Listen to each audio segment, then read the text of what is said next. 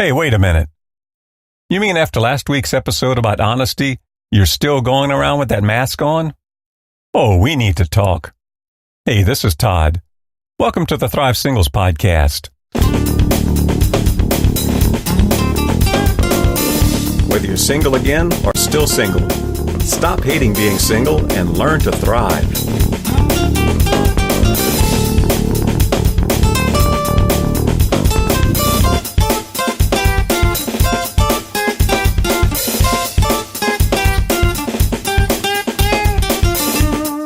And welcome back for another week of Thrive Singles Podcast and learning to thrive as a single person. This week's episode is related to last week's. If you missed that one, be sure you go back and listen to the Honestly Single episode.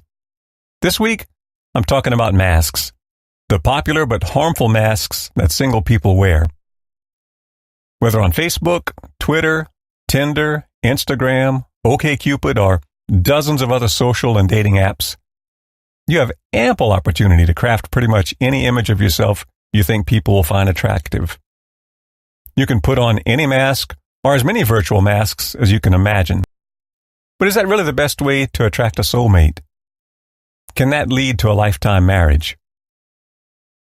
I was born and grew up in South Louisiana.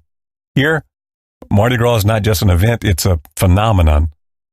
Part of the lure is, of course, the drinking and the revelry, the bigger-than-life party atmosphere, but part of it is that people love to put on a mask and become somebody else. Of course, another part of the attraction is that as that alter ego, you can do and say things you could never get away with in any other circumstances. That's also part of the reason online social sites and dating sites are so popular. There, you can create whatever persona you think people will find most attractive. And there, you can do and say things you probably would never say or do in real life. Of course, not everybody needs the anonymity that these apps and sites seem to provide. Some people have become so skilled at constructing and wearing masks that they're hard to detect even when you interact with them face-to-face regularly. But back to my earlier question, does donning a mask actually get you what you really want? No. Not if what you want is a fulfilling, lifetime, loving, intimate relationship. Those can only be built on honesty. So let's look at a few masks single people wear. Let's start with one of the more popular masks. Let's call it the "I'm okay, really" mask. This mask is popular for avoiding dealing with things in your life you know you need to deal with. Mike's friend: "Hey, Mike, you look a little down lately. What's going on? You okay?" Mike: "Yeah, I'm fine, really." See, it's that easy. Of course, the downside is that you keep all of your problems hidden and you never get any help with them. You rob yourself of the counsel, support, and prayers of people who honestly care about you. Another problem comes when you start to get too close to somebody.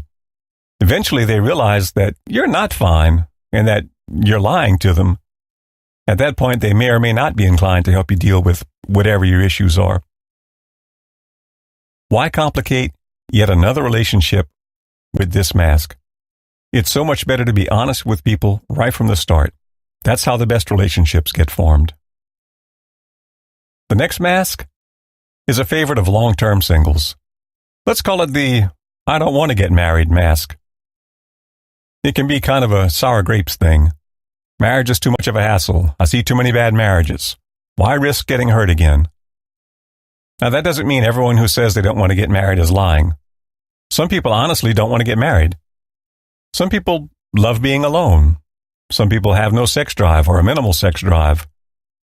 Or they have too many things they want to accomplish to fit a spouse into their life.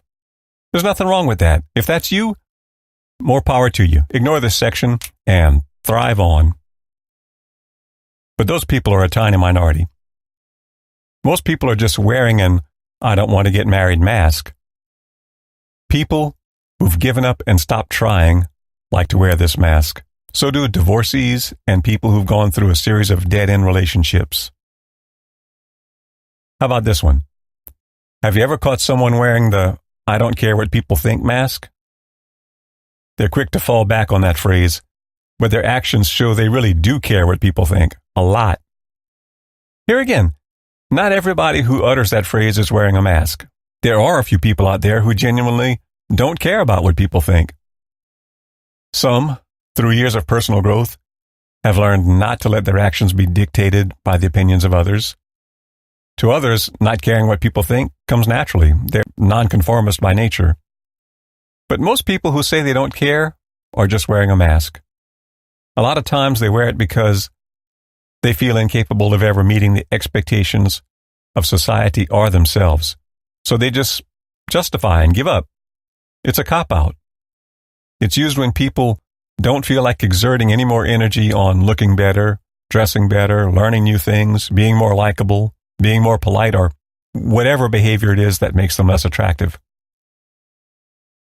This mask is often worn in conjunction with a t-shirt emblazoned with the faux platitude, "People should just love me the way I am," or the ever-popular, "Don't judge me, man." Lastly, I want to talk about a mask that's sort of the opposite of the last mask, the "really? Me too" mask. People pleasers wear this mask a lot. Also desperate people and people who are insecure about who they are. It really is a joy when you get to know somebody and you find out you have more in common than you first thought. Building a relationship is easier when you have a few common interests. But when people get desperate, love to please others, or are just insecure about who they are, they're tempted to put on this mask. They crave love and acceptance so much that they decide to become whatever they need to be to find it. You love country music? Me too. Thai food is your favorite? Mine too. You love pet iguanas? Really? Me too. Whatever you love, I love. Whatever kind of spouse you need, I can be that for you. You need a, yep, that's me. Of course, this is ridiculous, and it's unsustainable. Never compromise who you are to impress anybody. You can't build an intimate relationship on lies, only on honesty. In fact, if you think it through, wearing a mask to appear more attractive to somebody is ridiculous. And in the bigger picture, putting on any sort of mask does more harm than good. To thrive as a single, avoid wearing masks at all. Always be honest with yourself and other people. Of course, this doesn't mean you have to tell your whole life story to everybody you meet. There's no need for a simple, "Hey, how have you been?" to launch you into a half-hour soliloquy recounting all your issues. Sometimes, even if you have struggles in your life, fine is a perfectly good response to a casual greeting. So, till next time, lose the "I'm fine" mask. It's okay to be less than fine from time to time, and it's okay for people you're interested in to know that you're not fine. What's not okay is lying about yourself to others. Unless you really don't want to get married, get rid of the "I don't want to get married" mask. Never use this as a cop-out to stop trying.